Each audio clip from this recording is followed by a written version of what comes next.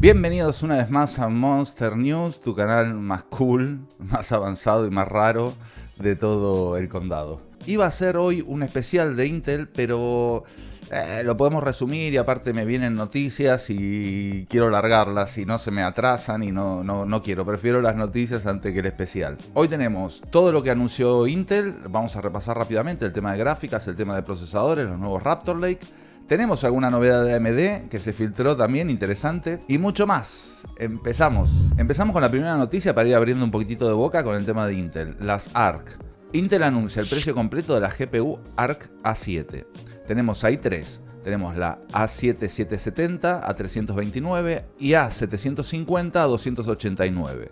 Bueno, primero vamos a los modelos. Tendremos dos GPU de A770, una con 8 GB y otra con 16. Varía muy poquito en precio. Y después tenemos la A750, que es un poco más pequeña, con 8 GB también. Bueno, después Intel, aparte de lo que es aclararnos del tema del precio, de cómo quería targetear el precio, o sea que va a calidad-precio a full. Esta va a ser una gráfica interesante para 1080 y 1440. Los benchmarks que mostraron, que eran un poquitito más sólidos, era de la A750, que es un poquitito más baja de potencia a las otras, a la 770, y más o menos igualaba a la 3060. Digamos que la otra estaría como una 3060 Ti, más o menos estarían ahí. Básicamente el rendimiento va a ser ese. Tiene muy buen rendimiento con Ray Tracing, supera en algunos casos a la 3060 y aparte tiene el XeSS, es el XeSS que sería como el Fidelity Super Resolution o el DLSS de Nvidia, distinto pero bueno, más o menos lo mismo. Que lo bueno que no necesita hardware dedicado y muestra unos buenos resultados. A ver, las gráficas en sí a mí me convencieron, me convenció el diseño, me gustó, volvemos a una gráfica un poco más comedida. Un consumo de 225 vatios, que no está mal. En el tema de rendimiento, Intel mostró juegos con DirectX 12. Después en el pequeño podcast que hicieron posterior a la presentación, bueno, dieron más detalles de las gráficas y comentaron que, bueno, que sí, que caen. Hicieron un ejemplo del Division 2 y se ve que sí caen los FPS si tenés DirectX 11 o 12. Ellos decían que no mucho más, sacaron un average, una media. Y mostraban que, bueno, la media a lo mejor variaba en 10 FPS. Pero cuando se ve en el demo, realmente ves que cae bastante. Caen 20, 30 FPS a veces. De estar el otro constante en 70, por ejemplo, este se va casi a 50. Entonces, la versión de DirectX 11. ¿Qué es lo que comentábamos antes? Todavía el tema de DirectX 11 no está pulido. ¿Cómo lo afrontó Intel? Bueno, eso es una API vieja. Hay que modernizarse, desarrolladores, ¿viste? Era un poco así el look. Simpático, pero bueno. Sinceros, bastante sinceros a la hora de las pruebas. Decía que bueno, que ahí estaban mal, pero que bueno, que te compensa. Intel un poco lo que estaba apuntando, como que en el precio y la calidad te compensan los pequeños, desajustes que le faltaría al software todavía. En concreto en eso, yo ya no sé en estabilidad. Eso es lo que habrá que ver con la review. Todo esto es en teoría. Y por la otra parte, la joya de la corona. Además también estuvieron presentando mucho de inteligencia artificial, como vimos con lo de Nvidia. Pero con lo que nos interesa, con la joya de la corona, digamos, la presentación de Intel Raptor Lake. Y acá hay varias cosas interesantes. Acá nos mostraron cosas que están bien. Todo lo que se incrementa con la pasada generación. Que no es solo, digamos, es una subida de boost, sino que también mejoraron cositas. Por ejemplo, la memoria caché. Ahora tienen un poquitito más de memoria caché, que vimos que viene muy bien. Además, subir las frecuencias, además duplicar todos los E-cores con la pasada generación.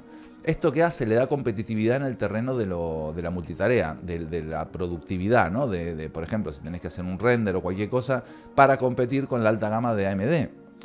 Que eso es lo que tengo dudas, veremos a ver si llega o no llega. Pero bueno, vamos a ver un poco cómo son los benchmarks que presentó Intel. Por empezar, en productividad no mostró mucho más. Lo que sí probó con respecto a su pasada generación, que tanto en Blender como en Unreal Engine, todos procesos de edición, y básicamente que con respecto a la pasada generación vas a tener más o menos un 15% más en mononúcleo y hasta un 41% en multinúcleo de rendimiento. Eso se refleja mucho en las multitareas. Cuando hablaron después, otros reviewers hablaron con la gente de Intel y le preguntaron, bueno, ¿pero no tenés algún dato de Cinebench? A ver cómo. Le dijo que no le gustaban esos benchmarks. No sé qué quiere decir con eso, pero dijo eso Intel. O sea, aparte parecía el chico que estaba hablando, parecía que le estaban apuntando con una pistola en la cabeza, ¿no?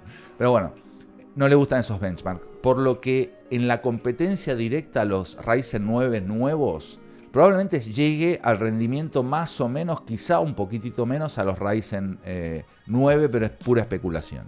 En lo que es juegos, Intel presentó algo muy interesante.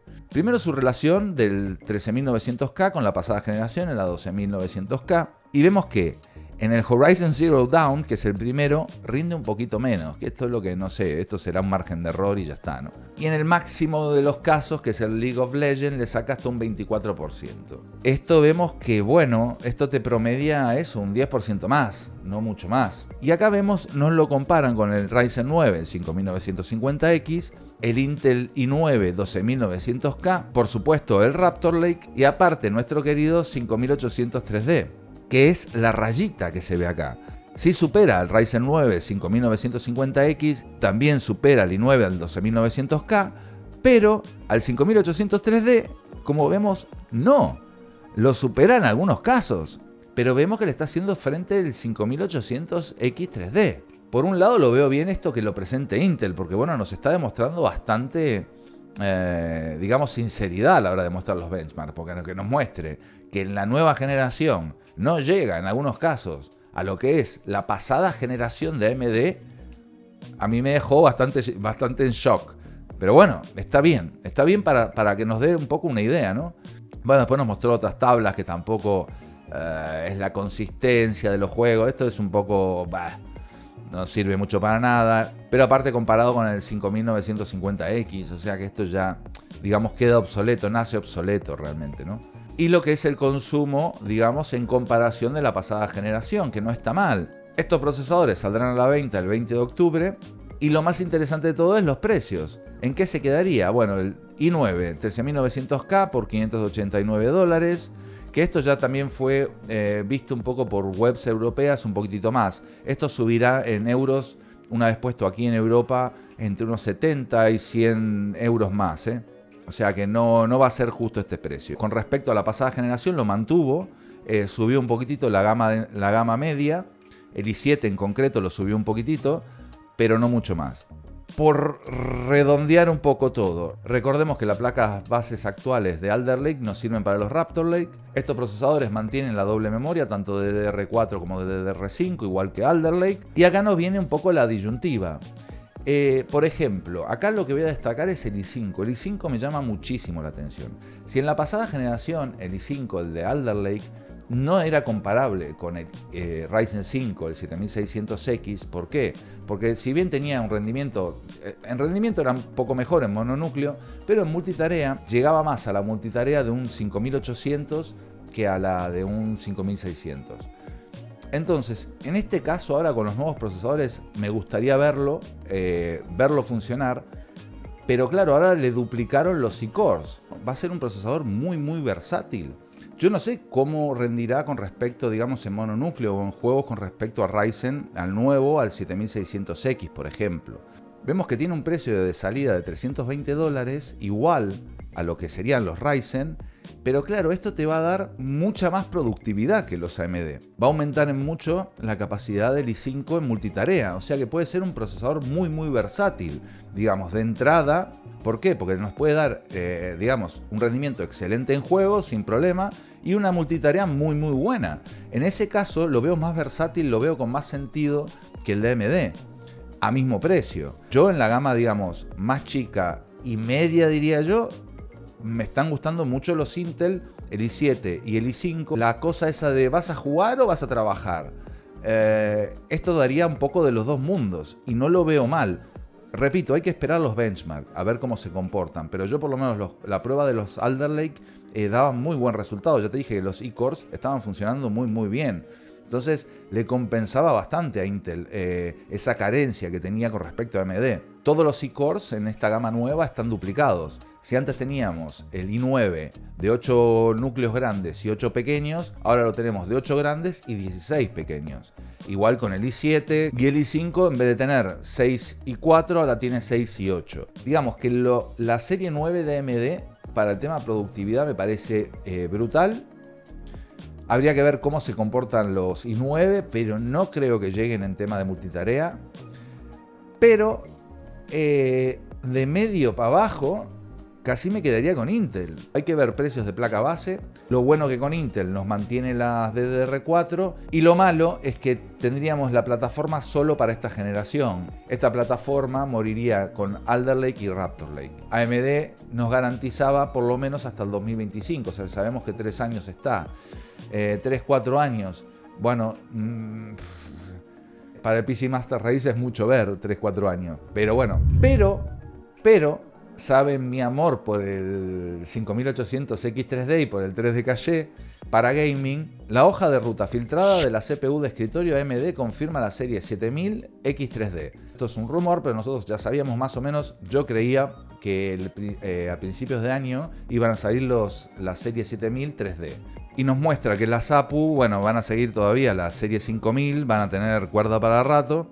Pero eso, que a principios de año aproximadamente ya podemos tener el 3D Caché de la serie 7000, cosa que eso es lo que va a reventar, porque claro, Intel también anunció, va a haber una versión especial con hasta 6 GHz de boost salido de la caja, digamos. Entonces eso a lo mejor pretende competir con los 7000, que yo creo que por lo menos lo que se había rumoreado que iban a salir a principios de año.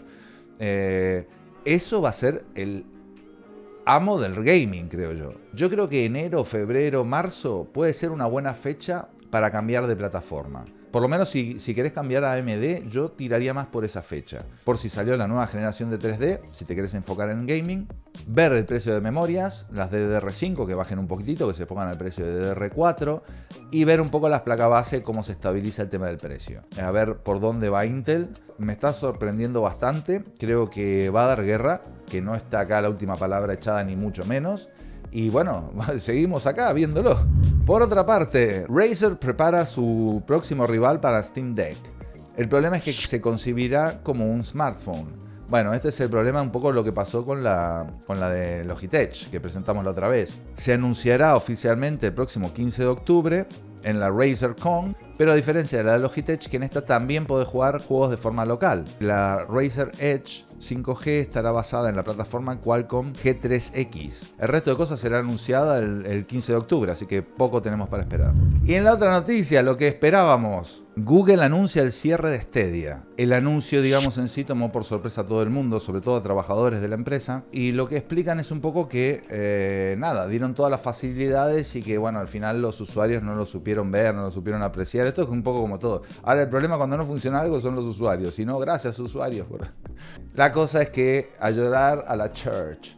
Que claro, era un servicio caro, porque vos tenías que comprar el juego, pagar la conectividad, pagar el hardware, era toda una historia. O sea, como modelo de negocio era un horror. Lo que sí van a devolver el dinero, tanto de hardware, el mandito, el Chromecast o lo que sea, y el software, los DLC, hasta el 18 de enero vas a poder seguir conectándote, o sea, sin problema, pero que después... Y como última noticia, rápidamente, el LG vendiable de 42 pulgadas... O sea, el que se doblaba, ¿te acordás que habíamos visto? Sale a la venta el próximo mes por 3.000 euros. ¡Guau! No teníamos precio en aquel momento, entonces bueno, por eso lo largo, ¿no? El super monitor más cool de todos los monitores sale 3.000 euros. Y para que tengas un buen fin de semana, cuando bordeamos un abismo y la noche es tenebrosa, el jinete sabio suelta las riendas y se entrega al instinto del caballo.